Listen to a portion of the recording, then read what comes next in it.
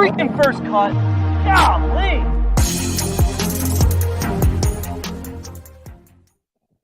Welcome to the First Cut Podcast. I'm Rick Gehman, and this is your mega preview pod for this week's Players Championship. It's storylines, it's best bets, it's the most infamous one and done on the internet. Joining me to break it all down, Patrick McDonald is here. Patrick, hello. Gentlemen, what's going on? This has been my favorite tournament ever since I met the Chainsmokers in college in 2014 in the quad. And ever since, this is the one I marked the calendar for. Fair. Not going to get any arguments here. Mark Immelman is not there, not here. I guess actually you are there, right? Because that's where everything goes down. Hello, Mark. Yeah, hello, boys. I'm there. I'm actually in the PGA Tour headquarters production studios because early this afternoon we did a Players Champion on the range at the Players Championship where we was analyzing some golf swings and still looking through some players' form and stuff like that. So yeah, this is what. Well, all the magic happens over here. It's in behind me. It's just like white walls and stuff. So I'm here. I'll be on site tomorrow for a pregame show. So looking forward to it. And two favorite events. The first time I came, I was like, meh. But every time I've come back here, it just gets better and better and better. Really, the first time I saw this golf course, I was like, not so much. But the more I've got to experience it, the more I've realized what a gem it is. This place is incredible. All right, looking forward to it. Kyle Porter is here holding his microphone. Hello, Kyle. Yeah, tough scene over here, but fun week. It's been already just there's been so much that's happened. It's I keep thinking it's Wednesday and that the tournament's tomorrow. We still got another day and then Thursday, and it's one of the most fun weeks of the year. It's just a blast to cover, even from afar, and can't wait for the golf to start. Have we confirmed that Gold Boy has been retired? That's the word. I hope not. I put this out there earlier in the week. The tour won't do this, but what they should do is just lean into Gold Boy and just put him everywhere. I mean, like maybe have him hand Scotty Scheffler the trophy on Sunday. Just the whole deal. They should just lean into the absurdity of it. It would be a hit. It would be amazing. That was the best part of last year's tournament. So Scotty would have to stand there and just like hold his hands out on the green while a digital they hold a green screen next to Scotty and they just hand him somebody hands him the trophy from behind the green screen. What is that word? So the trophy, the Players Championship trophy, Mark, it is what's the word? Amalgamation? How do you say that? Amalgamation of all of 39 past champions, one unique aspect for all of them. Very normal. But it's in their face. It's all in the face structure. Yeah, I thought okay. It's like this big. Yeah, the rest of it is just it's a build of what the PGA Tour swinging man is, and I don't know this for sure, but I've heard from various folks who know more than me that the swinging man is actually a somewhat replica of Tom Weiskopf in his follow through. Now, again, don't quote me on this. This is what I've heard, but yeah, the amalgamation is just elements in the swinging man, the Gold Boy, whatever you want to call him, space. We need to the Gold Boy is something different, Mark. We're talking about the digital rendering of the swinging trophy, but they need to change the logo. How about that? We've got all this new stuff. We've got all these new tournaments, designated events, $1 billion, all this stuff. Change the logo to Tiger's follow through. That's your new logo. I love the logo. I think that's cool. It's fine, but new I've era. To do this thing my whole life, and I'm finally here. Now you want to change it. It's a new era. Make Tiger the logo like Jerry West is in the NBA. That was my trivia question. I think it'd be cool. Jerry West is the NBA logo. Who's the Major League Baseball logo? Cameron Young. Albert Bell. Cameron Young. No. I'll give you a hint. It's been around since 1969, so it can't be anybody after that. Tris Speaker. No. Harmon Killebrew. Oh, okay. It's a fake name. Great trivia there, Rick. Thank you. It's a good name. All right, gents, let's jump into this. How quickly the stars have fallen. Jon Rahm has 3 bad days, and he is no longer the favorite. Patrick, will start here with you. Rahm loses ton of strokes off the tee last week. Did not play well Friday. Did not play well Saturday. Did not play well Sunday. Level of concern. Let's get a temperature check on Jon Rahm. Well, I think he shot even on Sunday. I think someone even asked him in his presser today. He played poorly. He was upset about that. Yeah, he's like, "What the heck, dude?" Like, someone said, "John, you lost strokes to the field." Yeah. But we kind of touched on it last week that his off the tee numbers weren't really that great on the West Coast relative to the Jon Rahm we know, who's gaining over a stroke off the tee per round, it seems. And it really came to fruition there on Friday with the left miss in particular. On 6, he had a couple in there.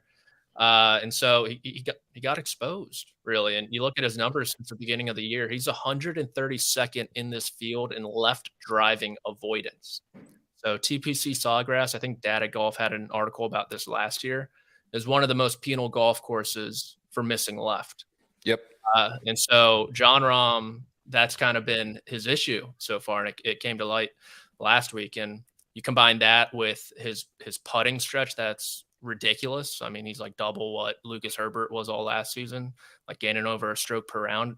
So you would think eventually the putting starts to regress, and then you add in this trouble off the tee. And I don't really love his chances this week. It is easy that, or it is funny that we just go, oh, something's wrong with him after he just went on a tear, and we were all comparing him to Tiger Woods. Some would even upgrade him compared to Tiger Woods, someone in this podcast. But I don't really I don't love his chances this week, to tell you the truth.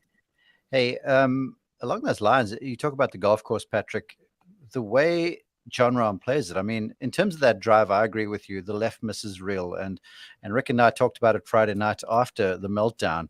Yeah. And the point I made was like, it's concerning because as far as I can recall, I've never seen Rahm have a stretch of holes like that, like ever, not even in college. And then he does it another day on Saturday, and then you start to question, because ordinarily he can bounce back from this stuff.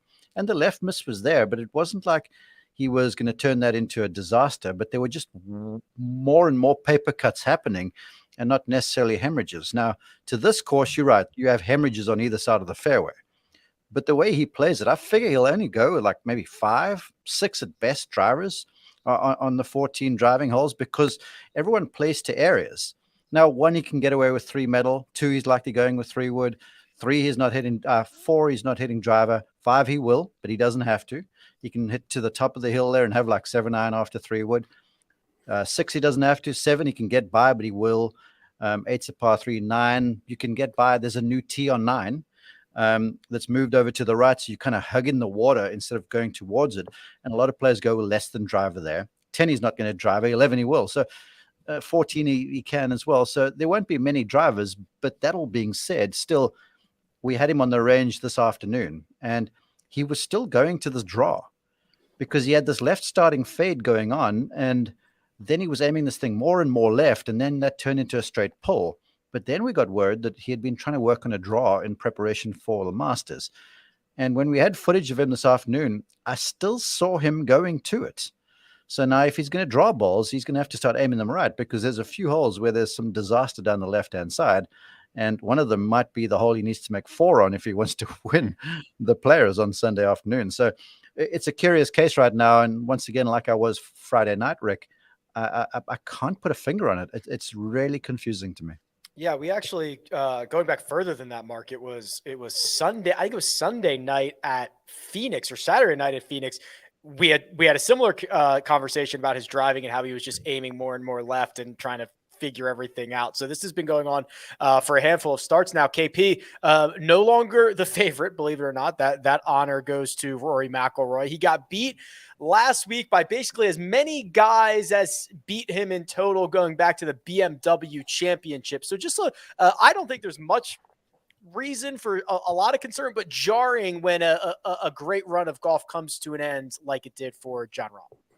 Yeah, his last finish outside the top 10 of a tournament worldwide was before the NFL season, which is just like. By the way, if you don't follow the NFL, the Super Bowl is over. Yeah. Okay. He went. Yeah, thanks, Rick. He went a full NFL season without finishing outside the top 10, which is just, it's absurd. I'm conflicted here because I think we do overreact to top players single rounds, or 3 rounds in this case. But I also agree with Patrick that the driving has been a little dicey for a while now. And you don't want to go to TPC Sawgrass where there's water everywhere with a dicey driver. And so I've got him in some of my bets later on, so I'll get to that later. But yeah, I'm very conflicted about where he's at. I think it's really interesting that we go into the Players Championship with clearly the best player in the world having question marks. It's weird with how good he's been so far this year, and we're like, I don't know, man. Like, we'll see what he does. And you're like, well, he's been unbelievable for 2 straight months. But I think it's fair. I think those are fair questions, especially off the tee. There is not a defending champion this week. Cam Smith will tee it up at Live. Where are they going next? Tucson. In a couple of weeks, but we've got the leaderboard from last year, and Patrick, it kind of looks a little bit like a Live event. Look at this. First place, no defending champion, Cam Smith, he gone. Second place, runner-up, no honor bond, Lahiri, goodbye. Paul Casey finishing third. That's the full-on podium heading to Live. Obviously, we're going to get 3 different golfers in the top 3 this year, but it's just been 1 year, and that's your shakeup. Yeah, and then you add in HV3 there. DJ finished T9. I think he tied the course record on Monday. Was it a Monday, Tuesday finish? I forget. But yeah, last year as a whole was just bizarre. With the weather, obviously, we thought one wave would play easier. It actually played harder with all the tee time delays and whatnot. And then you factor in Paul Casey. He found a pitch mark in the 16th fairway, I remember. Yes. One of the worst breaks ever. It was a horrible break, and that was like the last time we ever saw him, because then he had the WD from match play, never really played again, and then went to Live. Like, the last Paul Casey moment was him getting screwed on late at the Players Championship. Yeah, absolutely boned. Lahiri was in the picnic tables on, I think, 8, the par 3.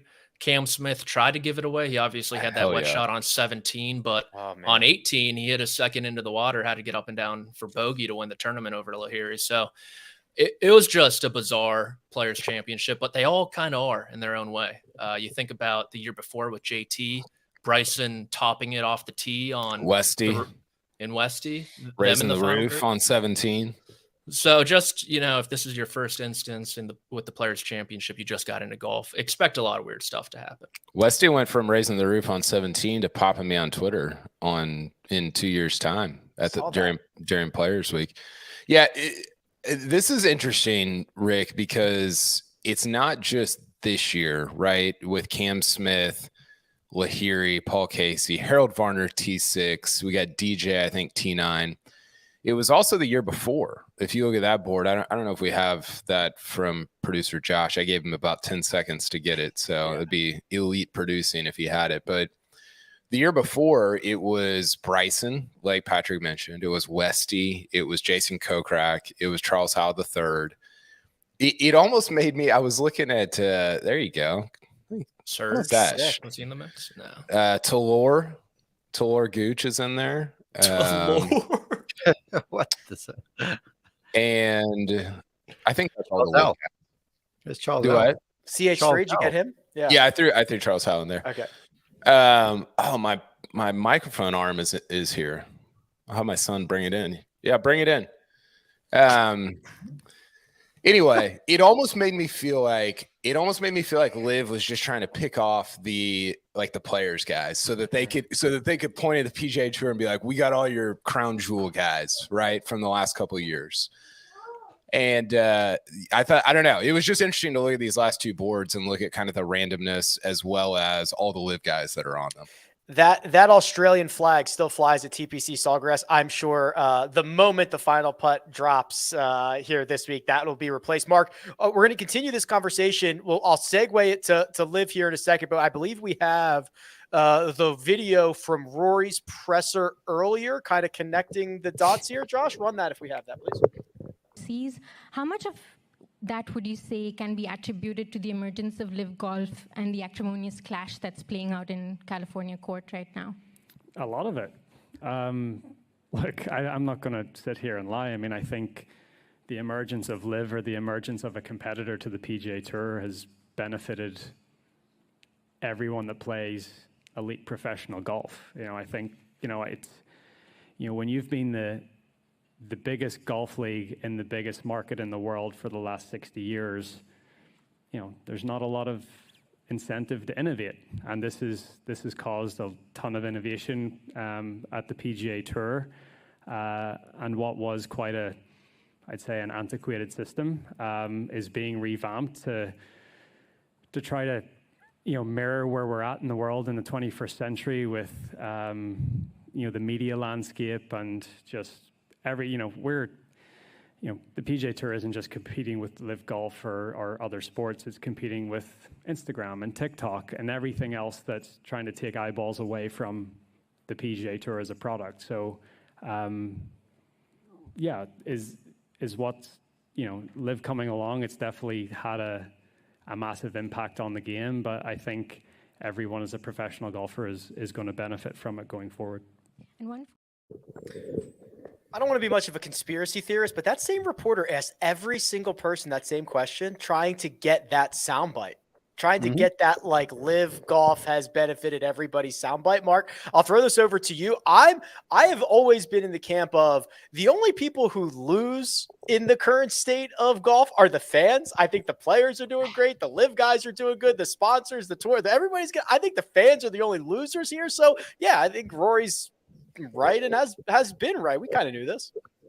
Once again, he takes a stand and speaks up, and his voice holds a lot of gravitas. And kudos to that reporter who's obviously got something to write for one or other publication, and she's looking for her angle, and so she got it, and she got it from the biggest fish in the fishbowl here on the PGA Tour, Tiger's side, obviously, and as far as Rory went, I didn't see the whole press conference, but we had him on the range prior to it, and he looked very light. The practice went pure. He was cracking jokes with Shane Lowry and company out there, and just seemed to be having a good time. And all of a sudden, the little bit that I saw when he got in the press room there, typically you can ask Kyle. He's sort of smiley and easygoing, and he'll snap to attention when you ask him something really, really incisive. But it looked to me like there was a bit of an edge to him. And the answer that he gave there was accurate. It was contrite. Not contrite, pardon me, forthright, I should say, and impressive. And I also found it curious, and I'd love your take again, because I didn't see all that stuff. We were on the air. The commissioner was in just before him, or was it after? After. And so Rory's saying that sort of stuff. Then the commissioner comes afterwards. So it is curious. It's curious that came out at the Players Championship, but it's truth. And once again, he spoke the truth. KP, I'll turn this over to you, but there was also another, it was not in a press conference. It was with Todd Lewis. I don't know if you saw this clip. I think it was before his presser. Todd Lewis asked him and said, are the players on the tour, are they unified in the changes in next year? And Rory, for maybe the first time I've ever seen, was literally speechless. He paused for, I don't think I'm exaggerating, 10 full seconds, which is a really long time before crafting his response to that question. And he said no, right? He said, I don't, he said, yeah, he basically alluded to, no, they're not. But at the end of the day, it comes down to shooting the scores. which is great. Somebody, I think it was Sean Zock, said that should be the new PGA Tour. Instead of these guys are good, it should be shoot the scores. Yeah, regarding the Live thing with Rory, somebody pointed this out to me on Twitter. It was a follower, and I thought it was a really good point. It's Live is great for professional golfers, and people that are oh, you should thank Phil. You should send him a Christmas card. It's what do you what do you want? What do you want out of that? What are you trying to get at? And I think so this person was pointing out, Live is great for professional golfers. It's not great for professional golf, right? And that's what you're sort of saying, Rick, is sure, short term, more money, top players get more. Congratulations. And Rory doesn't. I think in all of this, people are like, oh, well, it's just more money, and it's what does Rory? Does he even notice the more money that he's getting? What does that even? I just don't know what that even means. And I think that it's just like people are like, oh, see, Liv did all this. And it's like, you know what else Liv did? It made it really hard for over the next 20 years for the sport to stay in a position where it's going to continue to improve and have more money funneled in, especially as Liv starts to take away potentially some of the sponsorships over the next 5 or 10 years. So that's also what Liv did, if we want to talk about that. It's so short-sighted to say like, oh, Liv did all this. Liv is the reason the PGA Tour is thriving. Like, for sure, it's the reason the Players Championship winner gets 6 million this year, 4.4 million. But it's also like there's some long-term effects that we're not going to see for a while that are not great. Yeah, my point, Patrick, and the fans losing is we've got our stars split, and in sport, monopoly is generally pretty good. Probably the only place you want a monopoly. And also when you raise these, but like, how do you think they're going to pay for these persons? It's not going to be with less commercials. I'll tell you that for free. So I just think and yes, we're going to get elevated events. We're going to get, which have worked out great. We're going to get awesome Netflix docuseries about the drama and stuff like that. And we're going to feel like 10% of the NBA and the drama that league has. That's going to be cool for fans. But like, everybody else wins. Fans kind of, I think, lose out a bit. Well, fans also kind of win because we got 9 minutes of extra coverage of golf shots as well. So we're on the right trajectory there. But I think the one point about Rory's quote is he didn't say professional golfers are winning. He's saying elite professional golfers are winning. Yeah, but did he mean like the top 20 in the world, or did he mean elite as in like PGA Tour players? Because I should ask the follow-up. I don't know. It could apply to either one, right? Like if like elite professional golf compared to me is just PGA Tour players, but compared to the other tours, it's like just 20 guys. Well, I wouldn't agree. I wouldn't agree that it's all PGA Tour players, because I do think, in a sense, some of these mid-tier guys, and I touched on it on Sunday, they're going to feel like they got the short end of the stick with this new schedule. Why? In what way? So it's top 30 OWGR, top 50 FedEx Cup, right? For these 8 designated events. And there's a report out there that these 8 events are going to get 700 points compared to the 500 from the regular events. And did that come out today? I believe Rex Hoggard tweeted about it. It's not official, but I don't like those numbers. That's not good. So you have this this boys club essentially, where you're playing with less competition for more points, and the OWGR says the bigger field, most times it's tougher to win. So you have to get into these designated events through tougher fields. Technically, big fields, 144 people, 3-week stretch. You got to play your butt off. Then you got to play 2 more in a row. So you're forced to go 5 weeks straight if you want to get into these designated events. And I just don't think long-term cutting off the talent pool is a good move into these events, because you do give some momentum to Liv. You throw them a life raft. You give them some potential guys who might feel scorned, and they might jump ship for a league that has struggled to sign people, which they've come out and admitted. Rick, go ahead. My one point is this: under this new system, does Max Homa ever happen? I don't think he does. I don't think he gets into the 2019 Wells Fargo Championship, because that would have been a designated event. And his lead up to the Genesis Invitational, T18, T42, T7, is that enough to get into the top 3 of the FedEx Cup during that stretch to win what was arguably a top 5 story over the last 5 years on the PGA Tour? I don't know. And so I think they're kind of cutting themselves off from those potential stories. It's a great point.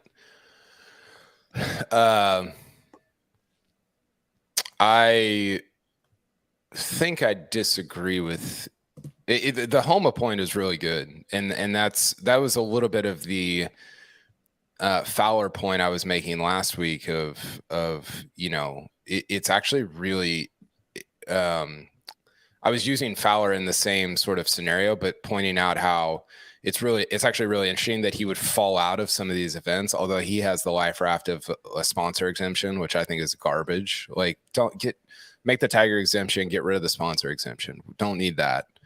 But I think it's really interesting for guys to like fall out and then have to play their way back in. Now, go ahead, Rick. So tangibly speaking, so let's put a name to this. So the guys who are right outside the top 30 of the OWGR and right outside the top 20 of the FedEx Cup points would be your biggest losers. Is that an accurate statement? Because they'd be just on the outside looking in. Outside the top 50 of the FedEx Cup? 50 FedEx. Oh, 50 FedEx. Okay. Yeah. Apologies. Yeah. So, okay. Then those names get a little bit different. So I originally thought it was going to be Tom Hoagie, but it's actually like Tyson Alexander. Right. What is Tyson Alexander? What's Harris English? I brought him up on Sunday. I was just wondering. Harris English is, let's see, he is currently He jumped up after the big finish last week. 29th in the FedEx Cup standings. Damn. Okay.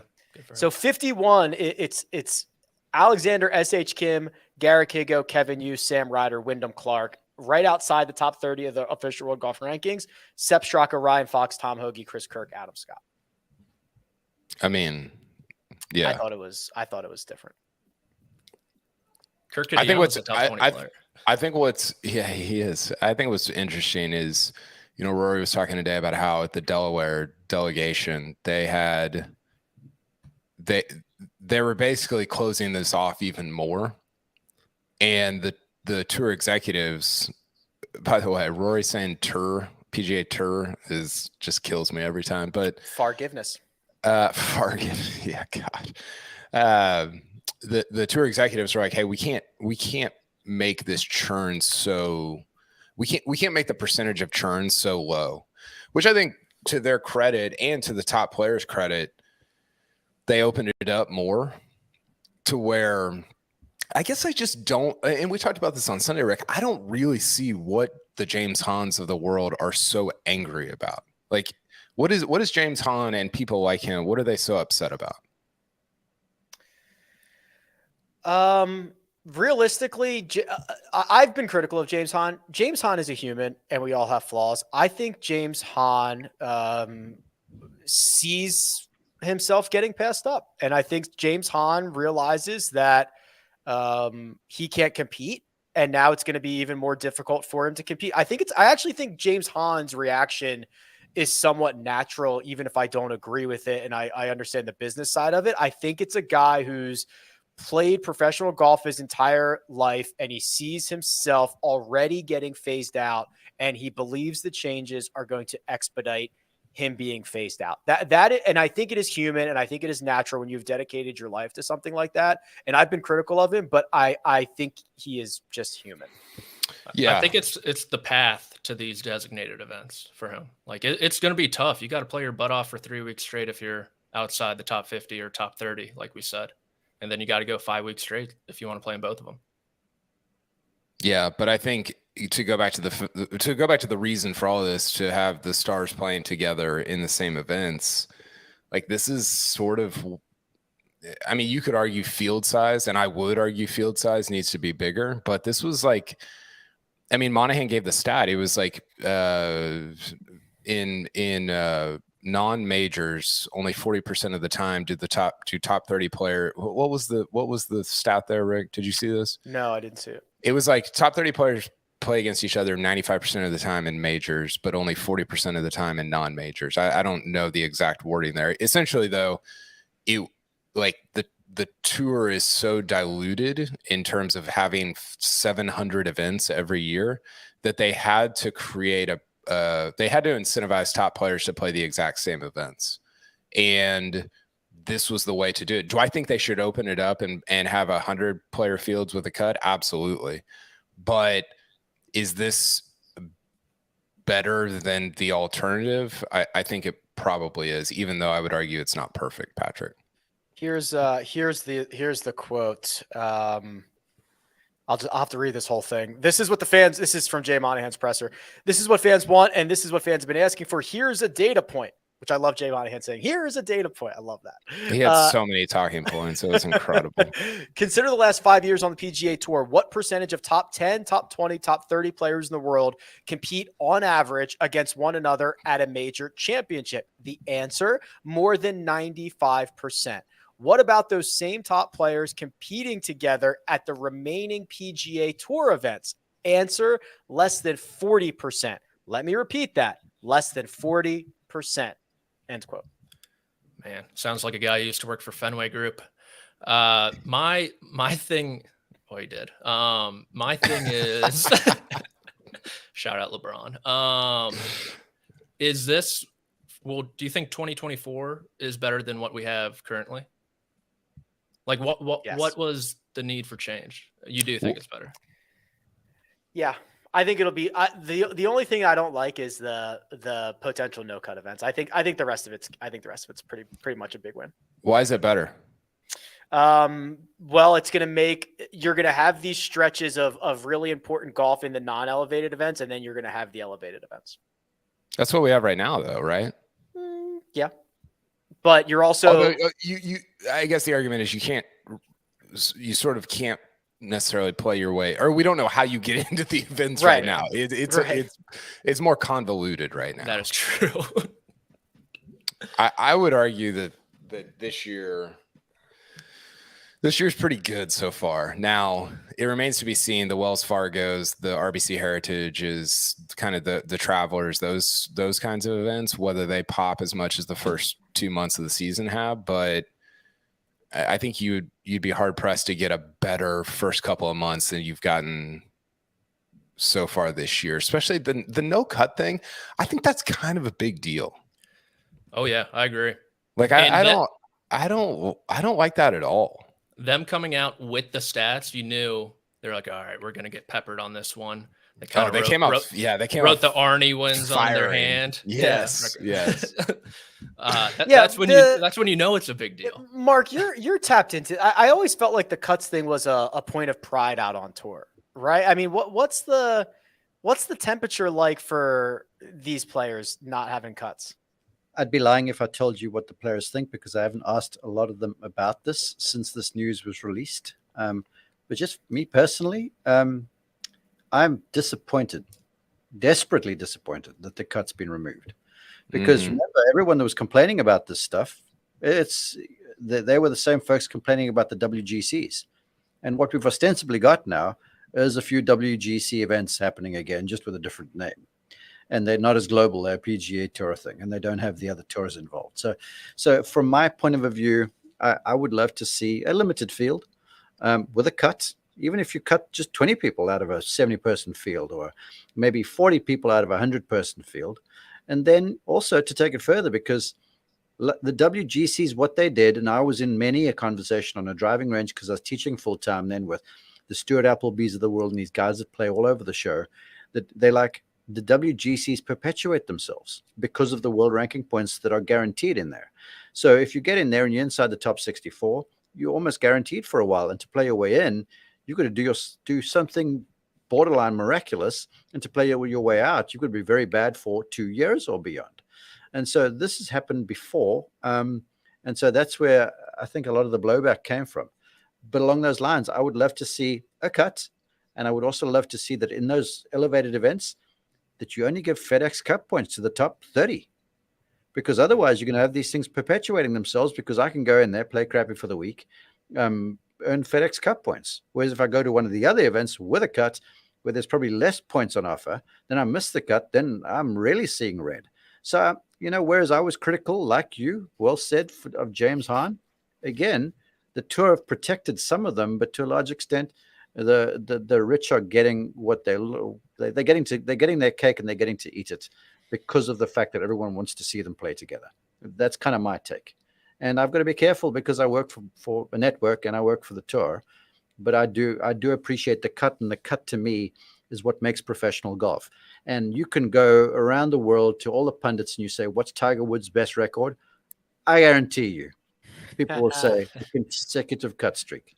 Now, granted, there were a few of those that were no cut events because they were WGCs, but to make all those cuts in a row, that is a superhuman feat. You know what my favorite record of his is, Rick? The gaining strokes to the field record. 92, 92 straight rounds or something like that. Yeah, you can't even have one bad round. 92 straight rounds, he was better than the field average. It's impossible. That is outrageous. Also, I apologize because I cannot remember who tweeted it, and I cannot remember the details, but I'm going to say it anyway, which is always a good combination. For sure. That Tiger Woods cut streak extended because Matt Kuchar made the cut as an amateur at some event. And back then it was top 65 or top 70 professionals and ties. So that was yes. Yeah. Amateurs didn't count. And that 1 week extended Tiger's cut streak. And then obviously he was able to rock and roll. But like that little nugget, Matt Kuchar as an amateur. That's so good. I love that. I think it was Ferguson. Was that who had it? Yeah. Okay, so I'll try to find that.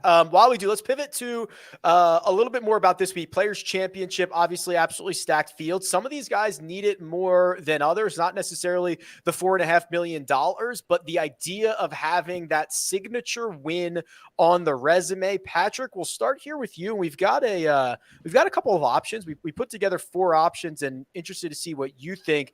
If it's one of these guys or if it's somebody else that kind of needs that signature win. So we've narrowed it down a little bit to Tony Finau, Xander Schauffele, Victor Hovland, Patrick Cantlay. Is it one of these guys or is it somebody else who really, really needs this one?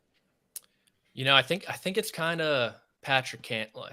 And I know we kind of talked at the jump of he does have the Tour Championship and a couple back-to-back BMW championships, won the Zozo. But all those wins were kind of weird. Like limited field, no cut. We kind of just talked about it. And then you factor in his win with Jon Rahm, withdrawing from the Memorial as well. I swear we were in a group chat. I did not even remember him winning the Tour Championship. I do not even remember that happening.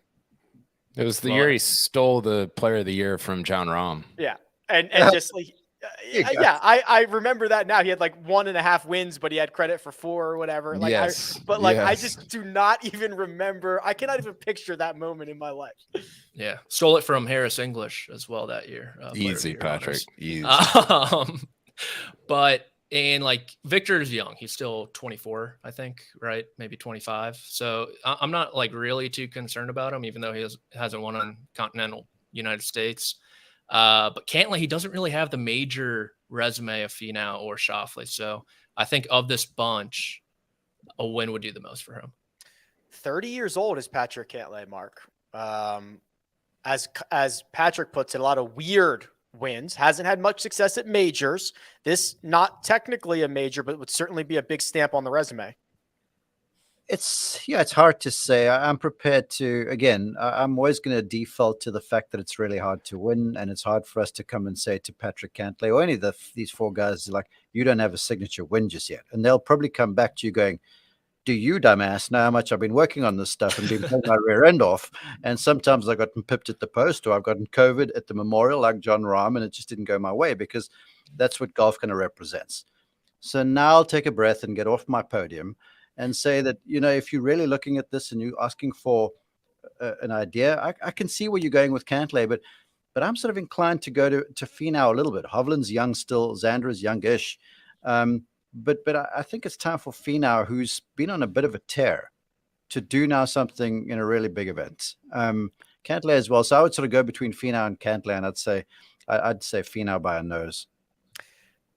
How about honorable mention, Kyle, Tommy Fleetwood? I don't know if he needs one. How about just a win, not a signature win? Just like go grab this win, or like I don't know. I guess Terrell Hatton won the API. I was just kind of looking a little bit further down the board. Xander has solidified his resume as of late, but he started his career. Speaking of weird resumes, he had one of the weirdest. Producer Josh, did you pull this from my article on Monday? Did you pull this idea for a segment from my article? He said, yeah. His silence speaks volumes. So I wrote about this on Monday a little bit. I don't even know what day it is. I said earlier, I kind of feel like it's Hovland. And, Cantlay's got a playoff win. Finau's got a playoff win. Xander's got all these guys kind of have weird wins. Xander, I thought the Travelers last year was big wins. Scottish Open, those got kind of covered up strangely, but I guess by Live or the Open or whatever. Hovland is a prolific winner if you look at his percentages, but he also doesn't. I mean, what is Mayakoba his best win, Rick? Twice? I guess if you think golf is only played on the PGA Tour.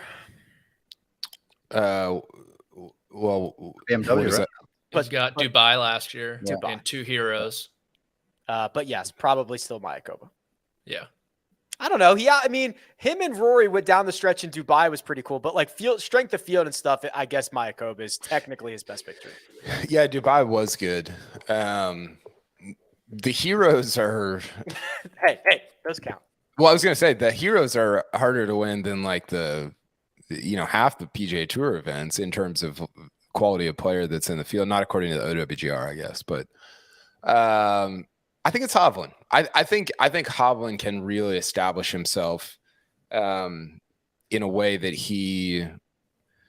in sort of the way that Morikawa has throughout his PGA Tour career. If he wins a Players or a U.S. Open or a Masters or something like that over the next 2 or 3, I'm not saying that I don't think Hovland has to win a big time event to prove to me or anybody that he's a great player. I think he is a great player.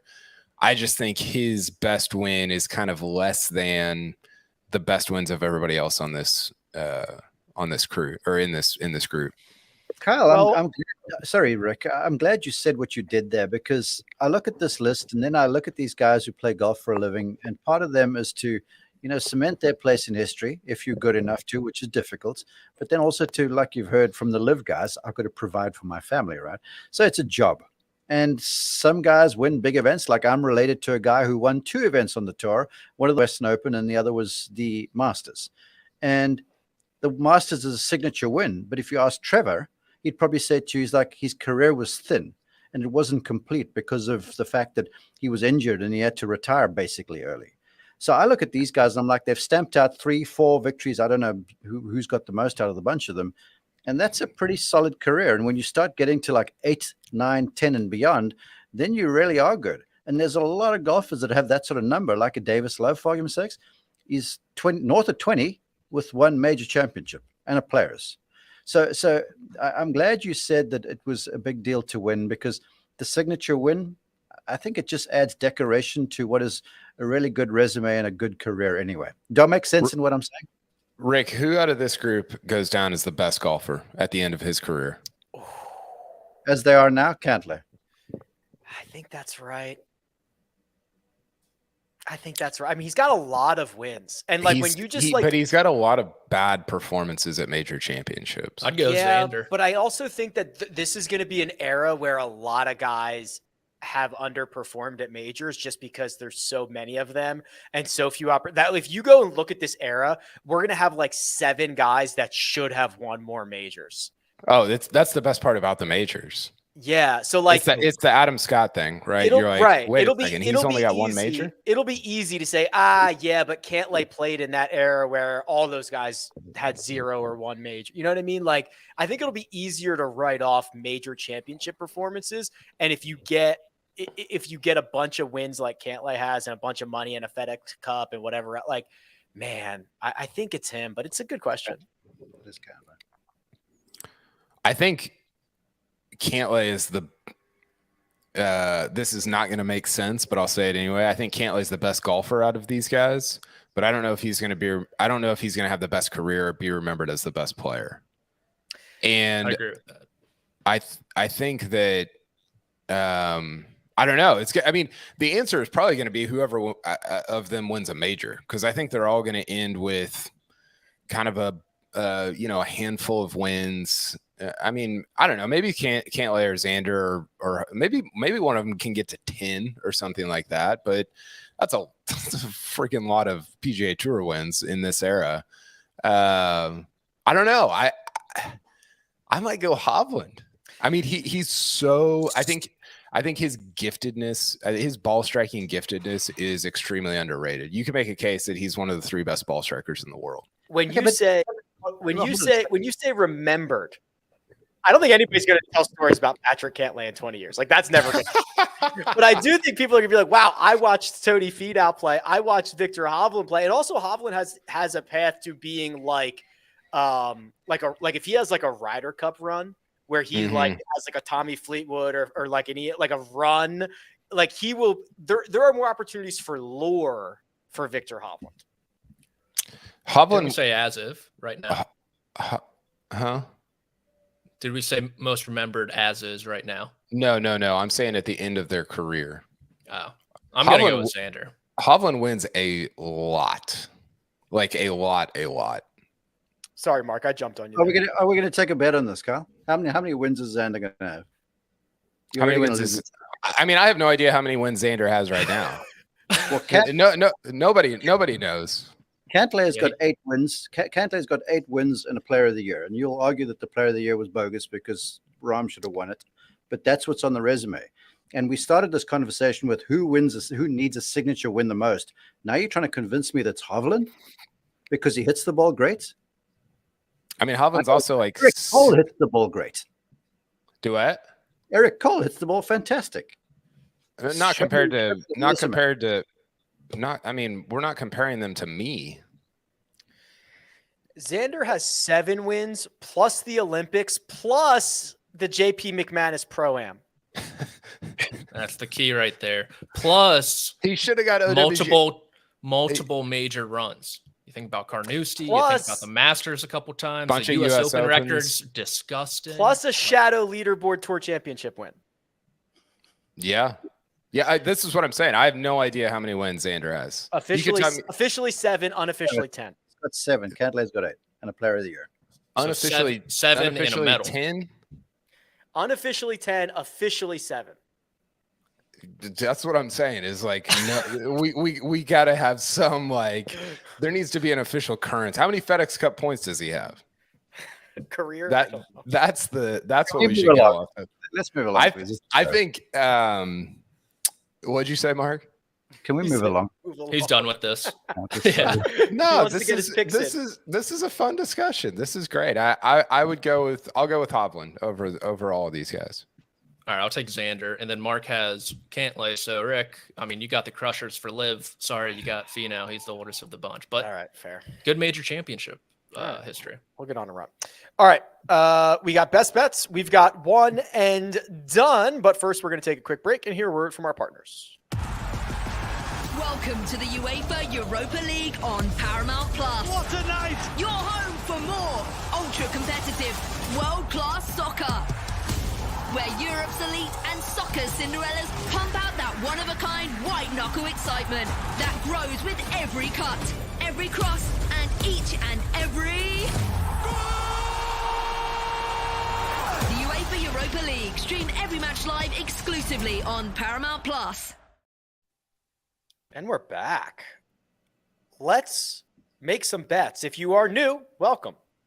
This is where we take 100 little nuggets and we take it over Caesars Sportsbook and we allocate them as follows: 50 on a matchup, 30 on any finishing position we want, 10 each on 2 separate outrights. We will start with the matchups. And Mark, you found yourself a guy who can putt very, very well. What's your matchup, please? Yeah, I don't like to go with a negative number in the parentheses alongside the name, but I looked through all the matchups and this one just sort of stood out to me. And no disrespect to Taylor Moore. He's a nice young player, but second time around here, and he didn't play very well the first time. I think he shot 74 and 80 or something. Denny McCarthy has lived in the area. He lives down in Jupiter right now, and this place asks you to hit the ball well. He does, and it asks you to make your share of 4 and 5 foot putts to keep pass streaks and stuff alive. So I'm going with McCarthy over Moore, minus 110. Denny over Taylor Moore. Patrick, you are just living at the top of the board. Where'd you go? Kyle gushes about Scotty Scheffler's ball striking about every episode. So he finally got to me. Minus 130 over Justin Thomas, a previous champion. But as we've been saying, the iron play hasn't really been to JT's historical norms. Putting can be a bit ugly at time. Around the green is filthy, but I think Scotty will just tee to green him, ball strike him to death over 4 rounds. Speaking of Patrick Cantlay, that's my selection, minus 120 over Jason Day. I love Jason Day, but I think the pendulum has swung a bit too far in this matchup. Patrick Cantlay's got the 4th shortest odds in the field and might be the 4th best player in this field. So I'll take him over J Day here. KP, you have also, wow, this is rare, Jon Rahm at even money. It's absurd. I mean, Jon Rahm is like in the middle. You could argue at the end of a Tiger-like streak, and he's plus money. I mean, I know Rory is Rory, but give me Jon Rahm plus money against any human on the planet.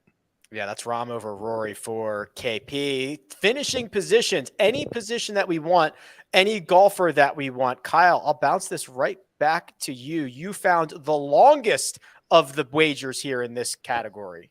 Johnny Vegas hitting it great. Finished T3 in 2019 when Rory won. I think that was the year he made that 900-foot putt on 17.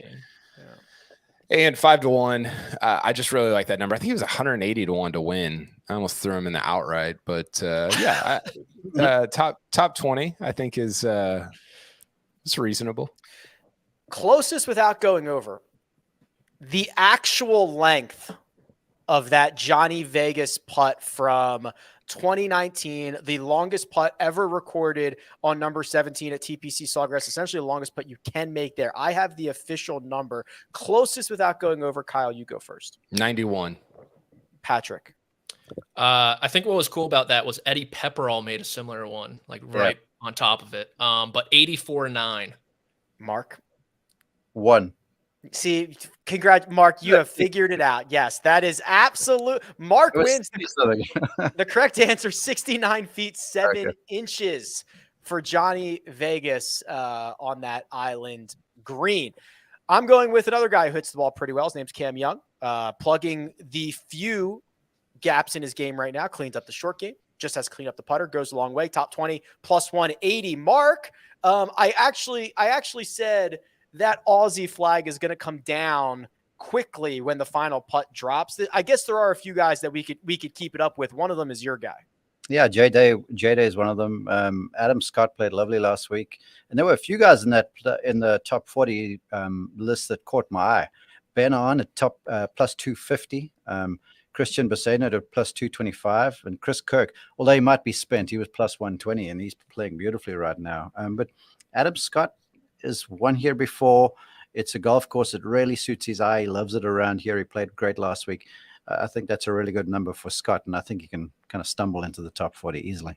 Adam Scott, first 4 pages of the leaderboard, plus 120. Patrick, round us out with your finishing position, please. Victor Hovland, top 20, plus 140. I think he gained like 14 strokes through his ball striking at this course last year. Easily, I mean, the water ball on 16 at the API. Tough to swallow, but easily could have forced a playoff there with Kitayama if he just doesn't kind of chunk that 9-iron there. But yeah, just love the number, love the way he's striking the ball. Short game, we'll skirt past it. That's why we got the top 20. Victor Hovland, top 20. Cam Young, top 20. Johnny Vegas, top 20. Adam Scott, top 40 in the finishing position market. Kyle, you and I are in lockstep, which at this point I'm pretty happy with because you've been doing quite well on the wager. So tell the world who we have chosen for our 2 outrights. Yeah, Scotty Scheffler, who's going to win. He's 10-1. And then Victor Hovland, who played great last week, figured out the squeeze cut. He said he's back to hitting the squeeze cut. 28-1. Finished T9 here last year, and I have such mixed feelings about Hovland because I think that I don't really think he's going to win, but I think his game from tee to his ball striking is good enough that he could be in position to win, if that makes sense. So, and the 28-1 number is like, it seems way too high. I think he should be like 20-1. Yeah. I'm with you. Ditto, Scotty Scheffler, Victor Hovland for me. Patrick, you went longer, 35-1 and 40-1. Who are they? Yeah, I picked these exact same 2 guys last week. Okay. So I thought this looked familiar. Yeah, I'm just going to keep riding them until one of them wins because I think it's coming soon. You touched on Cam Young, short game to look a little better with the T10 at the API. And Will Zalatoris, pair of top 30 finishes here. He's driving the ball like an absolute stallion with the shorter driver in the bag. So iron play will come around. Boom, winner. Absolute stallion. Mark, round us out with your 2 outrights for the 2023 The Players Championship. Year in and year out, when I get to call this event, the conversation amongst all the announcers and a lot of the players is the same thing, in that this place will sort of identify the player who's playing the best, not necessarily the best player coming in. And I spent 25, 30 minutes with Patrick Cantlay on the range at the Genesis Saturday morning, and he is just looking dynamite right now. He believes in what he's doing. The form has been great. Had a third place there in Los Angeles, and last week he had a good final round to finish 4th or 5th or 6th or whatever it was. And to me, it's always been sort of a second shot golf course, and he can move it in both directions. So I like Cantlay this week. And Homer was less than stellar last week, but he did make a bit of a run in the end, but for a stumble at the finish. And in terms of folks who are playing the best, you have to recognize Scheffler, obviously. And I like the way Hovland looks, but Homer is one of the best players right now. And in terms of the way he hits it and drives it, and more importantly, the way he putts it, I think Max Homer is a really good one around here this week. Mark, are you concerned about Cantlay's history at Sawgrass? It's not good. Really. No, not really. I've talked to people that have come here off a few miscuts in a row, but if you just find something and you're hitting the ball well and you can navigate your way around here, it's okay. This course history around this place, I've seen guys play great and then miss the cut the following year. It's the craziest thing. It's once you get to understand how to play the course that success starts to happen. And we saw that with Rory, saw that with Justin Thomas, and I feel like it's Cantlay's time.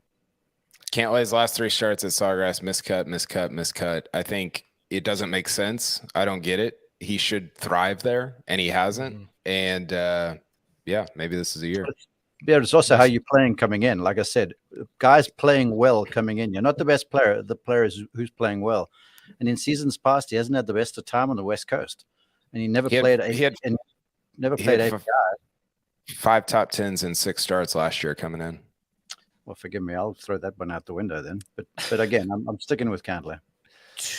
The 2 starts before that were both top 25. So top 25, miscut for Patrick Cantlay in his 5 trips. That is Scotty Scheffler, Victor Hovland, Will Zalatoris, Cam Young, Patrick Cantlay, Max Homa for the outrights. Now we get one additional bet. It's like Josh gives us like one more crack at it to bet 50 on anything that we want. Kyle, you have carried us throughout this endeavor, so we would like to get your bet first so that people can listen to it and then stop listening. I don't know if that's a good strategy. I've got Keegan top 20. Keegan finished I think he's got he finished in the top 10. I think it was last year. I think he finished 5th last year, maybe it was the year before. And he's just playing I think him and Jason Day are the 2 guys that are flying the most under the radar to just like the general golf fan this year. He's playing great golf, and plus 190 was a good number. I think Keegan Bradley is going to finish in the top 20 this week. In the last 5 editions of this event, there is one golfer who has played all 20 rounds available to him. That man, Keegan Bradley. He's never missed the cut, and he never got MDF. Remember when we used to have an MDF? Yep. Oh, those were bad. Keegan Bradley, top 20, plus 190 for Kyle. I'll go top 40. Wyndham Clark, plus 160. Hasn't missed a cut since Vegas. Playing well. Ball striking numbers. Didn't blink in Phoenix when he was playing with the big boys. I'll go Wyndham Clark. Patrick. Oh, I love this. Okay. Patrick. He's so bad there. Golly, Patrick. This is our guy. He's in the theme song. Yeah, it's Death of the Golden Boy this week. Might as well pair them both together. And so Jordan Spieth missed the cut 2-1. I talked about the driving left avoidance. He's 141st in this field since the start of the new year. And that snap hook on 18 at the API, that snap hook on 15 in the final round, it just crept into my mind when I was looking at these prices. So the history here is really bad, like Kyle said outside. I think he lost to Keimer in his debut. I think it was that year. 2014. Outside of that, it's been dreadful. So Jordan Spieth missed the cut 2-1. Mark, it's a bold move. Round us out with a golfer who got hot on Sunday. Who is it? Yeah, maybe I've got a little hangover from covering him Sunday and just putting together a fantastic final round of 66. Week prior, he wasn't that sharp, but he had new irons in the bag. First time he had a 6-iron in the bag for the last 2 years, he told me. And he's got a couple new hybrids in there because he's aging gracefully. But Webb Simpson, this golf course is 7,300-ish, but it plays shorter. You don't have to hit it long. Everyone plays from the same place. His iron game's good. It looks like he ironed out the woes with a putter. So I'm going with a former champion around here at plus 160 for a top 40. Did you guys see his segment on Golf Channel on Tuesday? Today. They had, well, again, I have no idea what day Lost it is. it. Also, that's actually a pro move for people who don't listen to this on Tuesday. Yeah, thank you, Rick. That's what I was going for. They had John Wood like walking through the 16th hole with him. Like he was playing a practice round with Cam Young and somebody else. And it was the walk and talk thing that CBS and NBC have done, but it was during a practice round, and it was actually better because you didn't have the actual event going on, and he was talking through all the pin positions and what he was thinking about and where he was trying to land. I mean, it was phenomenal. Like it was so good and so interesting, and something that should be done at every big time tournament multiple times a day, because there's guys would do that. Like top players would do that during a practice round. Do they want to do it during the tournament? Maybe not as much, but during a practice round, it was awesome. Yeah, you get some real insight as opposed to just like, hey, let me just get through this shot. And I'm playing for a lot of money. That's pretty cool. The different pin positions, all that fun stuff. Oh, I love that. All right, that is Wyndham Clark top 40, Keegan Bradley top 20, Webb Simpson top 40, and Jordan Spieth to miss the cut. The best bets for the Players Championship. We've just got one more thing to do, and it is the most important one and done week of the year. We will unveil the selections, but first we're going to take a quick break and hear a word from our partners. What do you think we're going to uncover out there? With some luck, maybe a green jacket as sharp as the one you get when you win the Masters. It's a tradition unlike any other. The Masters on CBS. And we're back. We're not supposed to acknowledge the promos that we do in between, but that is some crossover promotion right there. I was just laughing at Scotty Scheffler putting the jacket on, just knowing how how much trouble he had last year. So good. One and done. This is again $4.5 million to the winner. There is lots of potential outcomes. I reached out to Nosferatu to see if he could give us the potential outcomes for our one and done. He has not responded to my DM, but safe to say that lots of movement can be made. Starting from the bottom of the board. Let's do it, Josh. Let's just unveil it. Sia Nejad. 1.3 million has gone with Scotty Scheffler. Kyle M, 2 million, has gone with Scotty Scheffler. So the two guys in the basement are ready to make a move. They've opted for one of the three big boys, one of the favorites, to work their way up. They will move in tandem and they will move together. The only two with Scotty Scheffler on the board. Greg has a $600,000 lead on Kyle M and is $300,000 behind Patrick. Greg has lone wolfed it with Max Homa. Patrick and Kyle. I already hate it. Will move together. Patrick at 2.9 million, Kyle at 3.9 million. Patrick, we'll start here with you. Who have you selected for this week?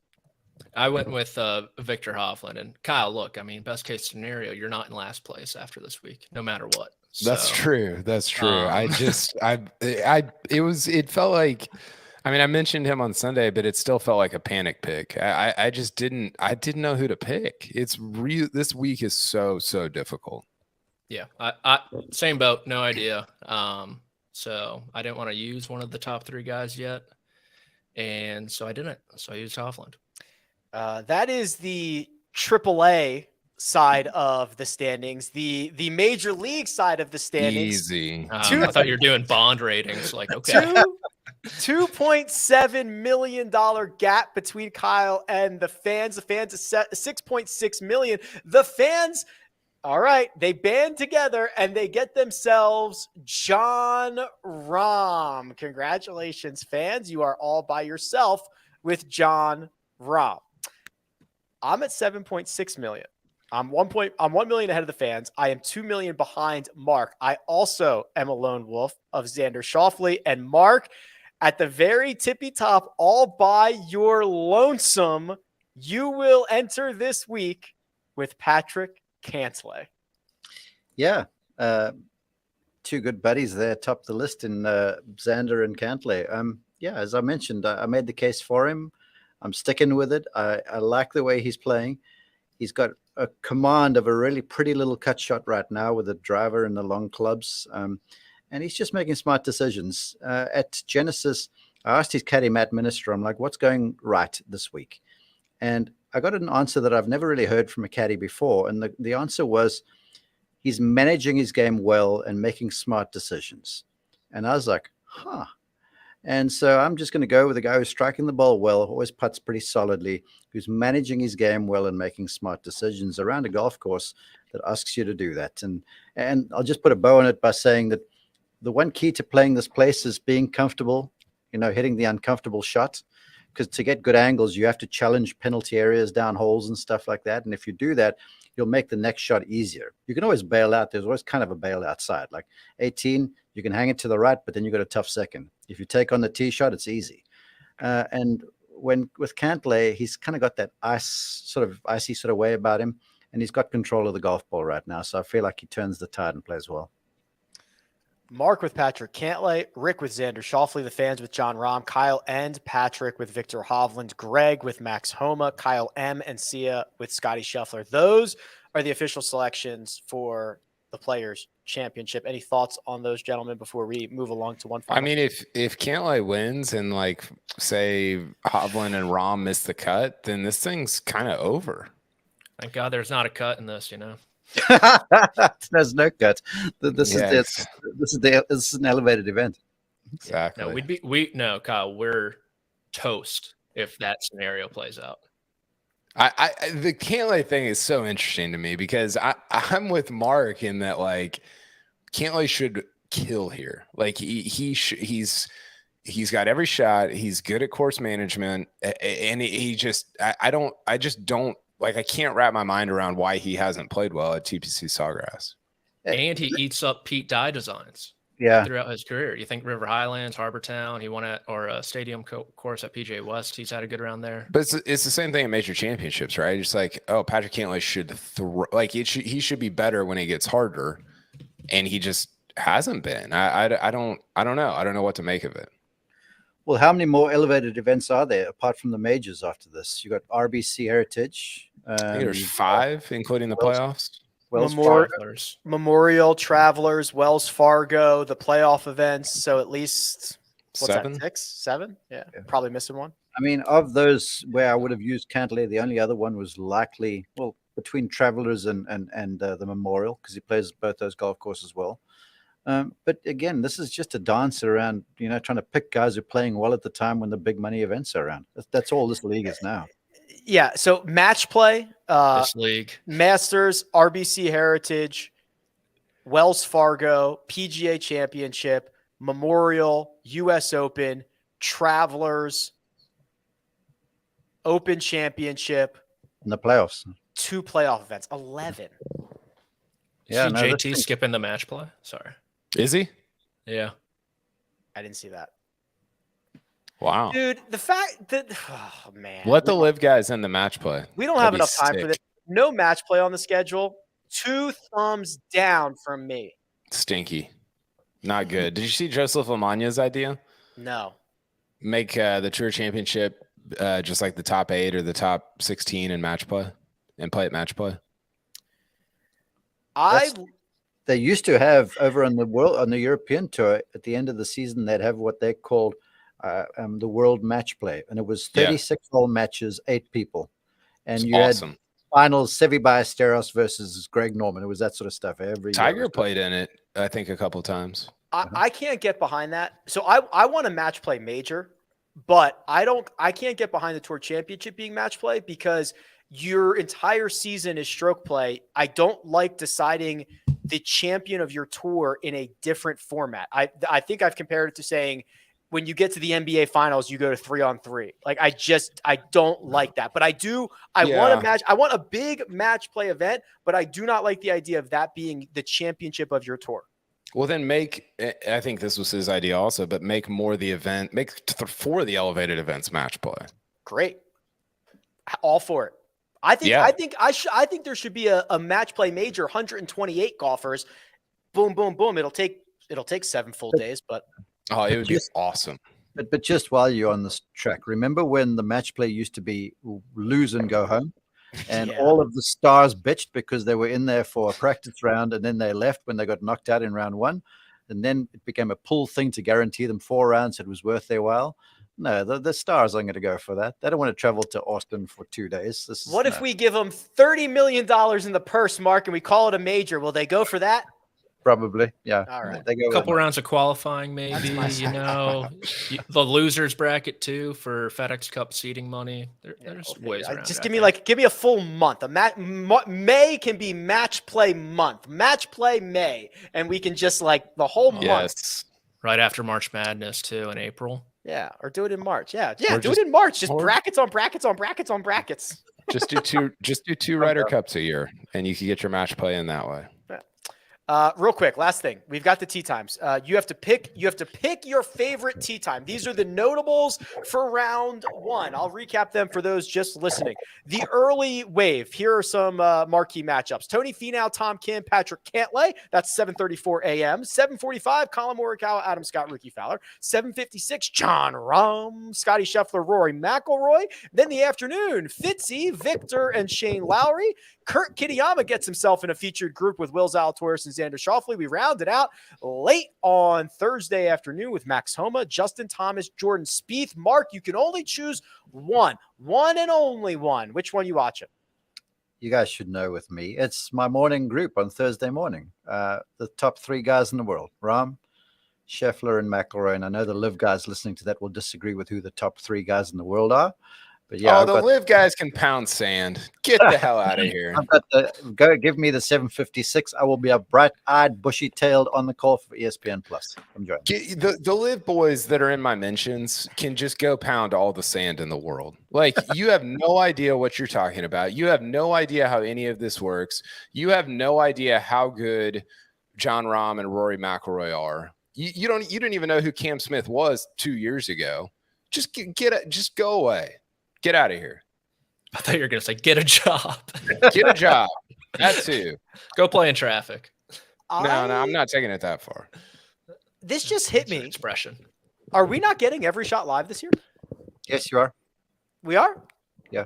Oh, okay. Every hole? I can pick what hole I want? Everybody. Yeah. I would pay any amount of money if they offered that to me every single, whatever they need, I'll fund the whole thing. I need every shot live every single week. Rick Run Good must be doing well then, because it costs a lot of money to put that. Yeah, I could probably only afford about 12 minutes of coverage if I'm funding it, but I just need it. I just need it. Patrick, pick a group and you no longer have access to the Rahm, Scheffler, Rory group. It's the last one. What if you said in 2017 Max Homa was the best player among him, Justin Thomas, and Jordan Spieth? By the way, I'm on that. I'm calling that one in the afternoons to come join us for that one too. And Mark's calling it, so it's a home run. Mark, and the coach, right? Oh goodness, yeah, we go. Yeah. Might be on mute at some times. If you think Mark and Kyle is fun to listen to, wait till Mark and Coach get in the same room together. Say a prayer for me, please. All right, Kyle, pick a group, and Rahm, Scheffler, McIlroy, Homa, JT, Spieth are out. I'll go with Fitzy, Hovland, and no, I'll leave that for you, Rick. I'll go Morikawa, Adam Scott, Ricky Fowler. Some just tremendous golf, very aesthetically pleasing golf swings in that group. Thank you. You're a good friend. I'll take Fitzy, Hovland, Lowry. Real quick. We're getting out of here. Josh, hit this comment. Patrick, why are you trying to not use the top 3? This is the largest purse of the season outside the Tour Championship. Honestly curious. That's a question from Ben. We're in the We're in the back stretch right now. It's all about positioning for the home stretch. This sounds like somebody who has no idea what they're doing would say. Just wait, I don't want to be on the inside rail when the horses come around the home stretch. That's all. And so I'm going to have Rahm and Scheffler, and these guys are going to be Davis, Riley, or someone else down the stretch. Nope. And I'm going to just sprint by them a la Barbaro, a la Seabiscuit, and straight to the roses. Nope. Nobody's taking Davis Riley. How about this one? Click the Tommy Gavin comment. I like match play, but there shouldn't be a match play major. Let me introduce you to the PGA Championship. Have you heard of it before? Because there should be. When did that stop, Mark? 1958. What do you say? Like I was there? Yeah, I thought it was your decision. Yeah. Mark, you're on the call, right? I was back there in the day. I don't know. That's Kyle knows that stuff. 58. That's gonna be a nightmare to get into our. We're building a stats website. The match play stuff is gonna be a nightmare to get in, buddy. Yeah, it is. Welcome. Also, try like the Zurich. Try like Ryder Cups and President's Cups. Try like every tournament's name changing every year. Try here's the best one. When they play Quail Hollow for the PGA Championship and they change the par, Kyle, you're gonna have a blast, bud. Let me know. I'll let you know if things look out for you. Thankfully, I'm not in charge of the data. I'm just in charge of I don't know what I'm in charge of, but I'm not in charge of the data. How about this? When they randomly change Cameron Davis's name to Cam Davis in the middle of the season, now he goes by just Cam. Well, right now we're dealing with some name changes from like the 1930 like the Masters in the 1930s. And you Google some of these people and you can't even find either one of them on the internet. And you're like, well, I don't know what to do here. Yep. Yep. That's right. Finally, someone can feel my angst. This is amazing. We're brothers in arms there, Rick. Absolutely amazing. All right. Anything else before we get out of here for obviously round by round recaps for the Players Championship this week? Anything else before we get out? Paul in the chat saying Barbaro shattered his leg, so I'm going to retract that horse. Big if true. We're going with Seabiscuit. American Pharaoh. Smarty Jones. He did all right, right? I think so. All right. Patrick McDonald and his great horse racing analogies are available on Twitter at Amateur Status. Mark Immelman, who will be on the call bright and early. Bright-eyed and bushy-tailed is what he told us. He promised us that at Mark_Immelman, Kyle Porter at Kyle Porter CBS. Remember? That's right. Big thanks to producer Josh doing all the hard work behind the scenes. You can find me at Rick Run Good. This has been The First Cut. We'll catch you next time.